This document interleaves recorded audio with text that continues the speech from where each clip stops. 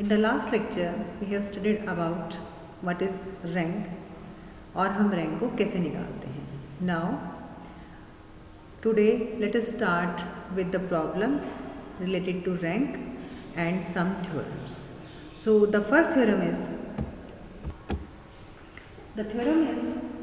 if A is a matrix of order n of rank n minus 1, clear? Then we have to show that adjoint of A not equal to 0. तो क्या है आपके पास जो दिया है, given क्या है कि मैट्रिक्स हमें स्क्वायर मैट्रिक्स दे रखी है जिसका रैंक n-1 है, क्लियर. और हमें ये दिखाना है कि जो एडजॉइंट होगा उस मैट्रिक्स का वो नॉन जीरो होगा. इसका मतलब ये है, हम ये दिखाना चाहते हैं कि जब आप एडजॉइंट निकालोगे तो उस मैट्रिक्स में एक सिंगल एलिमेंट भी अगर आपको नॉन जीरो मिल जाता है, इट मीन्स एडजॉइंट जो है वो आपका नॉन जीरो होगा. Now, given that adjoint rank of A equal to n-1. अब अगर इसका रैंक n-1 है, what do you mean rank n-1? इसका मतलब ये है कि हमारे पास जो हमने पढ़ा था रैंक निकालने के लिए कि A मैट्रिक्स में जो हम माइनर निकालेंगे वो n-1 ऑर्डर का जो माइनर होगा वो कम से कम आपको एक नॉन जीरो माइनर मिलेगा. ठीक है, मतलब ज़रूर मिलेगा. n ऑर्डर का जो माइनर है वो आपका जीरो होगा, n-1 का कम से कम एक माइनर जरूर मिलेगा. नाउ अब हम आते हैं अपने एडजॉइंट पर. सो एडजॉइंट जब आप निकालते हैं तो कैसे निकालते हैं? एडजॉइंट में आप हर एलिमेंट को माइनर कोफैक्टर से चेंज कर देते हैं, और कोफैक्टर जो है that is related to minor. उसमें माइनस और प्लस साइन का ही डिफरेंस होता है. तो जो भी माइनर की वैल्यू आएगी उसमें या तो माइनस लग जाता है या फिर प्लस लग जाता है. तो इसका मतलब आपके पास अगर माइनर नॉन जीरो है मीन्स कोफैक्टर भी नॉन जीरो है. तो जब आप एडजॉइंट निकालेंगे और हर एलिमेंट को कोफैक्टर से चेंज करेंगे और आपके पास रैंक क्योंकि n-1 है तो कम से कम एक नॉन जीरो माइनर आपके पास है. तो अगर आपके पास कम से कम एक नॉन जीरो माइनर है, इट मीन्स जो आपका एडजॉइंट ऑफ ए आएगा, चाहे आप उसमें ट्रांसपोज लेते हैं, मतलब एलिमेंट को रिप्लेस करके फिर आप उसका ट्रांसपोज ले लेते हैं, लेकिन डालते तो आप माइनर कोफैक्टर्स ही हैं तो वो नॉन जीरो है. इसका मतलब at least one element of adjoint of A is non zero. यही जो मैंने बोला है यही मैंने लिखा है. There is at least one non zero minor of the matrix A of order n-1. So there is at least one non zero cofactor of A. At least, it means at least one element of adjoint of A is non-zero. So, adjoint of A is non-zero. Now the question is, given a matrix of order 2 by 3 and we have to find out the rank of this matrix. Now, this is a matrix of order 2 by 3. So, we can't find minor of order 3 क्योंकि minor 3 order का minor निकालने के लिए it should be A square matrix. तो square matrix में आप 3 order का नहीं निकाल सकते. इसका मतलब this is minor of order 3 is not possible. So let us find out minor of order 2. So all possible minors of order 2 कौन कौन से होंगे? आप 1 2 2 5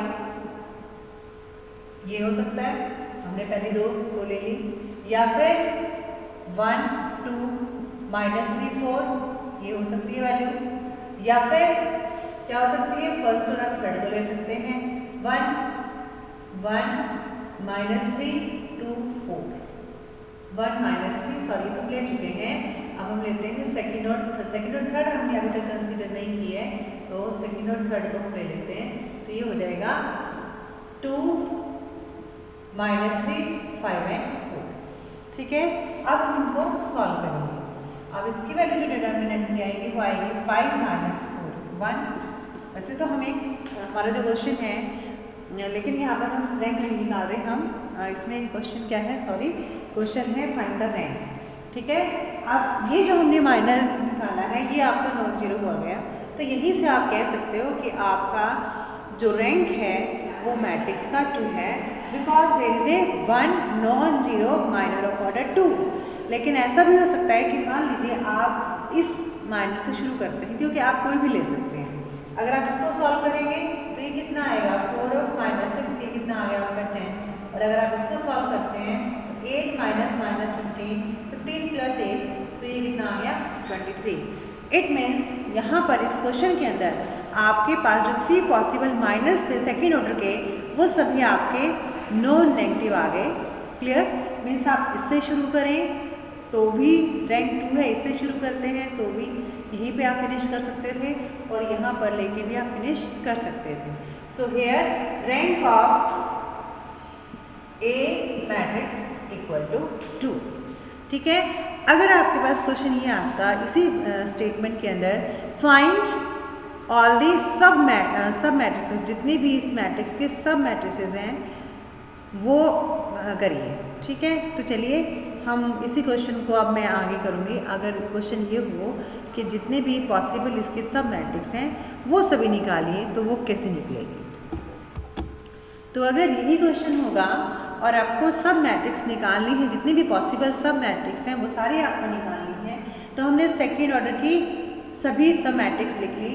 एक ये आपकी जो मैट्रिक्स होती है वो अपने आप में भी अपनी सब मैट्रिक्स होती है। तो 1 2 -3 2 5 4।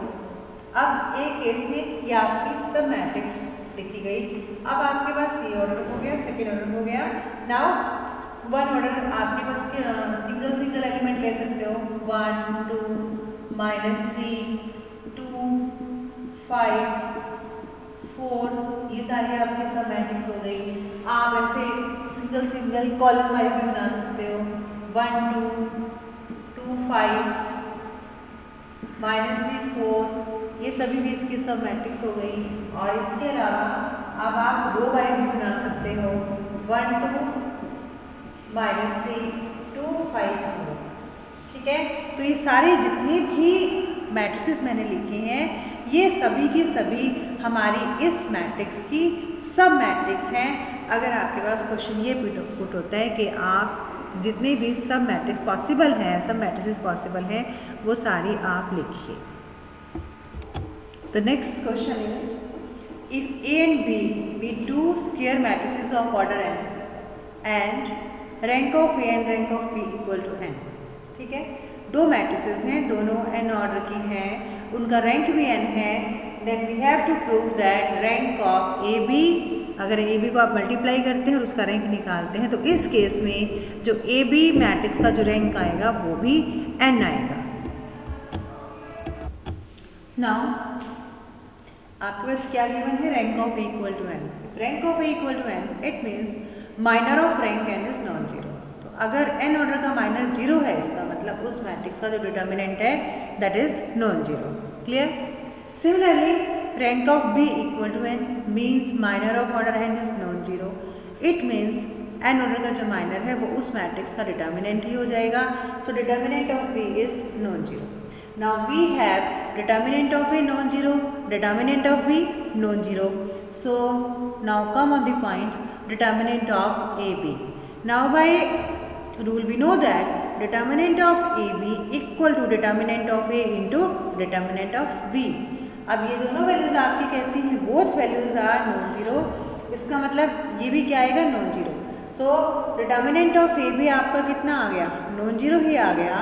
तो इसका मतलब अगर determinant A B non zero है तो it means minor of order n of the matrix A B is non zero.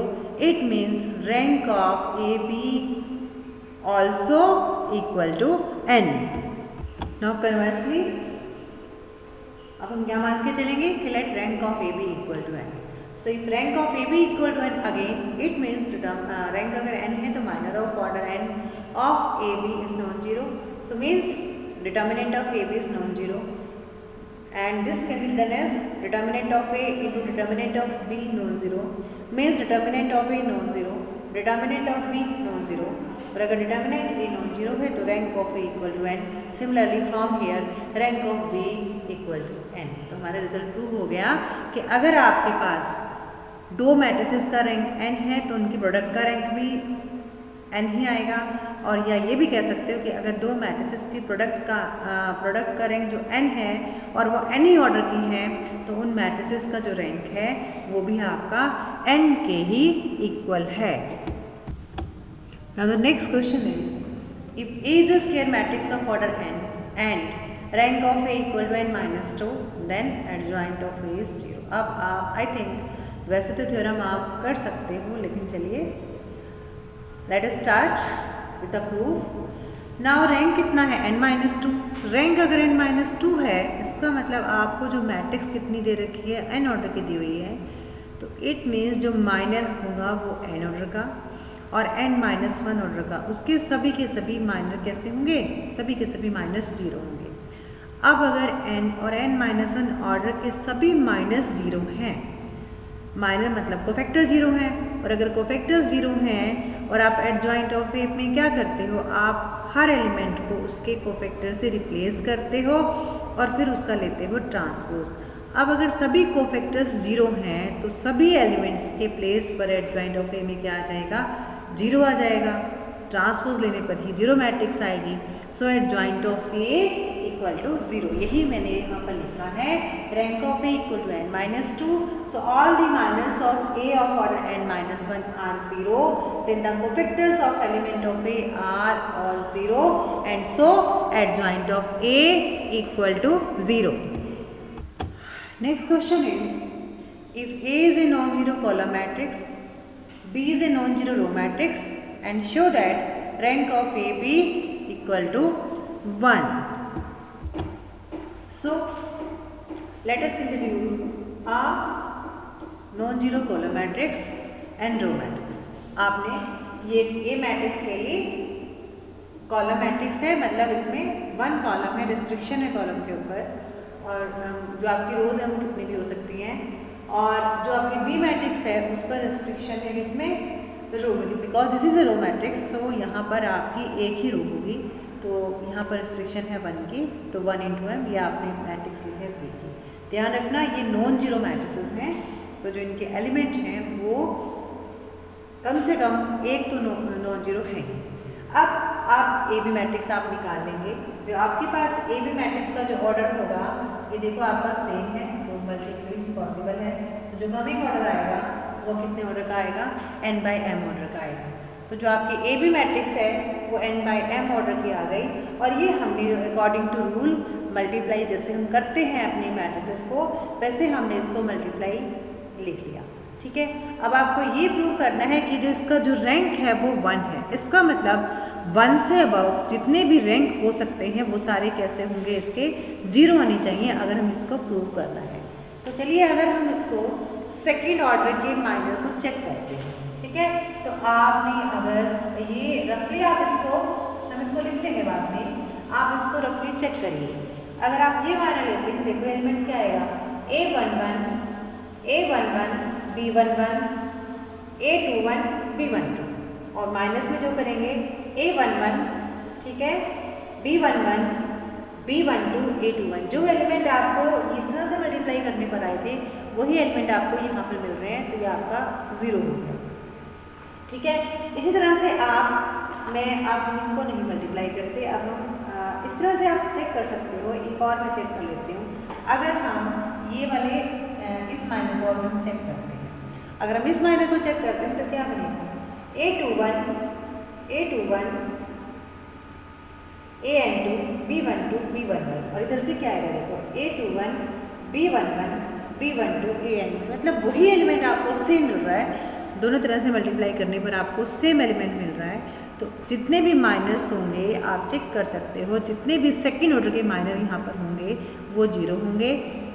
आप इसी तरह से और भी माइनस जितने भी हैं अगर आप चेक करते हो तो वो सारी की सारी वैल्यूज़ आपकी क्या आएगी, 0, क्योंकि जब आप थर्ड ऑर्डर का माइनर निकालेंगे, थर्ड ऑर्डर का जब माइनर निकालेंगे तो उसमें सेकंड ऑर्डर के माइनर का यूज़ होता है, और सेकंड ऑर्डर के माइनर जब सारे 0 हैं तो थर्ड ऑर्डर के माइनर भी 0 हो जाएंगे। अब थर्ड ऑर्डर के सारे माइनस 0 हैं, जब आप फोर्थ ऑर्डर का माइनर निकालोगे अगर वो पॉसिबल है तो वहाँ पर भी वैल्यू 0 आएगी, मतलब सारे आपके 0 होंगे, सेकेंड ऑर्डर के 0 होंगे। नाउ अब इसमें because this is a non zero matrix, तो इसके जो एलिमेंट हैं वो कम से कम कोई ना कोई तो है ही, बेशक सारे हों, बट हम तो नहीं कह सकते। तो आपको एक तो नॉन जीरो एलिमेंट मिलेगा ही मिलेगा। इसका मतलब अगर इसका एक भी नॉन जीरो एलिमेंट है तो हमारे पास क्या होगा, उसका जो वन ऑर्डर का जब आप माइनर निकालेंगे तो वो कैसा आएगा, नॉन जीरो आएगा। इसका मतलब इस ए बी मैट्रिक्स का अगर हम रैंक निकालते हैं that is exactly equal to 1। अब जो मैंने आपको समझाया उसी को मैंने लिखा हुआ है, आपको लिखना कैसे है, as A and B are non zero matrices so A B will also be a non-zero matrix, then matrix AB will have at least one non-zero element obtained by multiplying corresponding non-zero elements of A and B. Clear? Also, all these second order minors of AB vanish. आप उसमें एक दो minus आप दिखा देंगे तो and therefore rank of AB equal to 1। आपको लिखना ऐसे है, आपको समझ आ गया। जब रैंक ऑफ ए बी तो आप जब आप वन ऑर्डर की बात करेंगे तो आप एक माइनर को किसी भी एक को आप वैसे आपने लिख ही दिया है, so rank of A B equal to 1। The next question is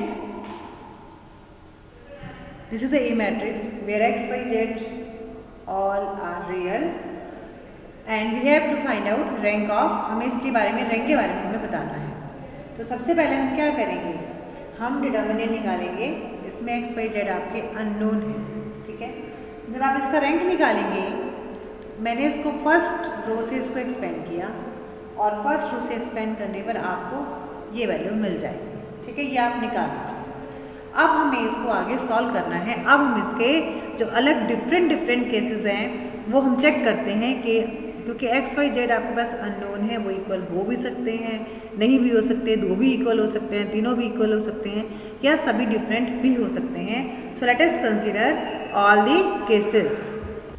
first case is if all X Y Z are different, अगर सभी के सभी डिफरेंट हैं, ठीक है। अगर सभी के सभी डिफरेंट हैं तो ये सभी वैल्यूज डिफरेंट हैं तो इनका जो डिफरेंस है वो जीरो नहीं आएगा।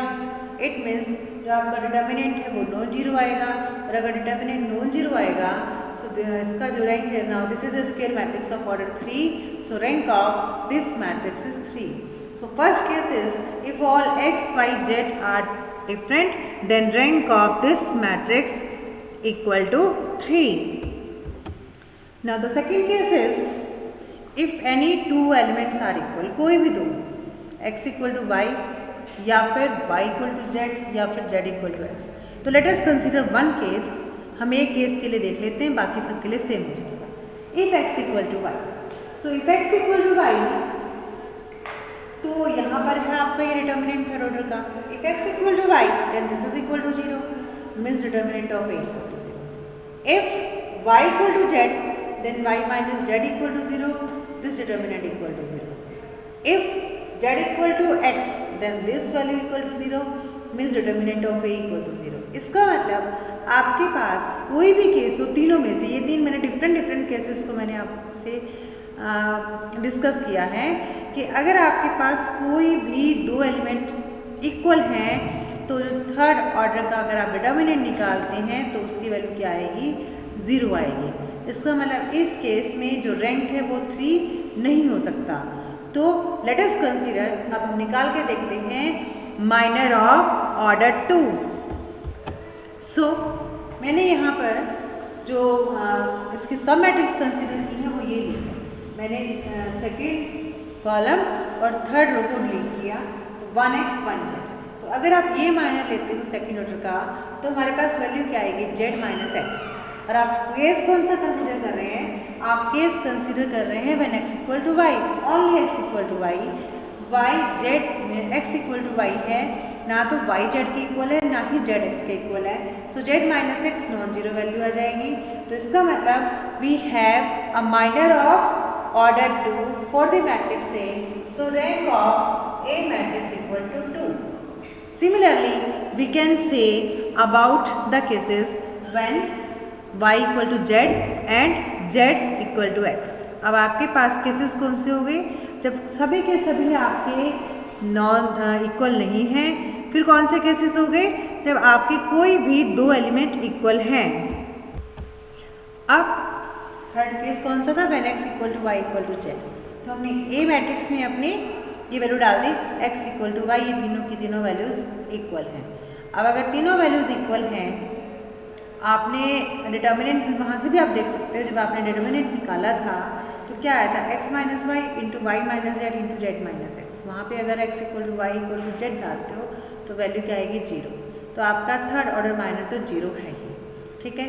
जब आप सेकेंड ऑर्डर माइनर की बात करते हैं तो आप देख लीजिए कोई भी माइनर अगर हम इस माइनर को कंसिडर करते हैं तो ये सेम आएंगे x माइनस एक्स।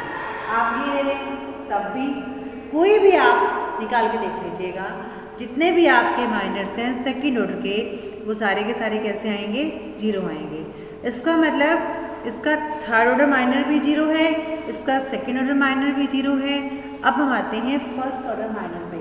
अब फर्स्ट ऑर्डर माइनर में अगर आप केवल यही एलिमेंट ले लेते हो, because this is A non zero, आपके पास ये एक मैट्रिक्स है, so here minor of order 1, अगर आप 1 लेते हैं तो 1 ही आएगा, ये आपका नॉन जीरो हो गया। It means in this case rank of A equal to 1। तो यहाँ पर ये रैंक कितना आ गया 1 आ गया। सो अब और कोई केस तो हमारा नहीं बचा है, तो इट मीन्स इसका जो आंसर बनेगा वो क्या बनेगा, फर्स्ट इसके आंसर में आएगा when x not equal to Y not equal to Z. जब आपके तीनों इक्वल नहीं है तो रैंक कितना आएगा 3। When x equal to Y equal to Z when then rank of a equal to 1। And third case when any two, कोई भी इक्वल, अगर कोई भी दो इक्वल हैं, चाहे वो x इक्वल टू वाई है या फिर x इक्वल टू जेड है या फिर z इक्वल टू वाई है, उस केस में जो हमारी मैट्रिक्स का जो रैंक आएगा वो आएगा 2। तो यहाँ पर आपने सभी क्वेश्चंस हमारे इस तरह के जितने भी क्वेश्चंस हैं वो हमारे कंप्लीट हो गए।